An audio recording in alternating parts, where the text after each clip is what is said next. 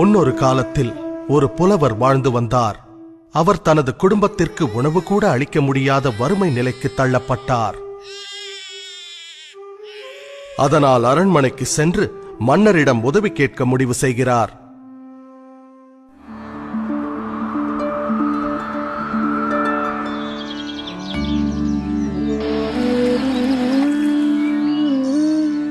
மன்னரை கண்டதும் புலவர் தனது பாடல்களை பாட ஆரம்பிக்கின்றார். ஆஹா, அருமை அருமை! பாடல்களை கேட்டு மனம் மகிழ்ந்த மன்னர் என்ன பரிசு வேண்டும் என கேட்கிறார்.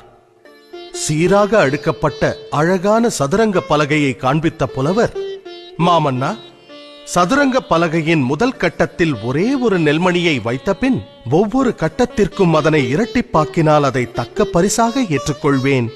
நிச்சயமாகவா? தங்கம் வேண்டாமா? நெல்மணிகள் போதுமா?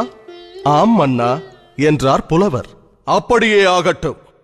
மன்னர் உத்தரவிட அவையினர் நெல்மணிகளை வைத்தனர். முதல் கட்டத்தில் 1, இரண்டாம் கட்டத்தில் 2, மூன்றாம் கட்டத்தில் 4, நான்காம் கட்டத்தில் 8 என நெல்மணிகளை அடுக்கினர். 10ஆம் கட்டத்திற்கு வந்தபோது நெல்மணிகளின் எண்ணிக்கை 512 ஆனது.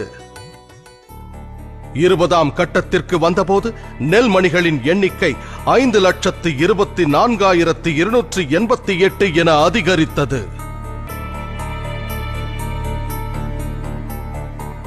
பாதி தூரம், அதாவது 32வது கட்டத்தை அடைந்த போது நெல்மணிகளின் எண்ணிக்கை 214,74,83,648 பெருகியது. விரைவில் நெல்மணிகளின் எண்ணிக்கை கோடான கோடிகளை தாண்டியது. இதன் காரணமாக மன்னன் தன் ராஜ்யம் முழுவதையும் அந்த புத்திசாலி புலவரிடம் ஒப்படைக்கும் நிலை ஏற்பட்டது. இவை அனைத்திற்கும் துவக்கம் ஒரே ஒரு நெல்மணி.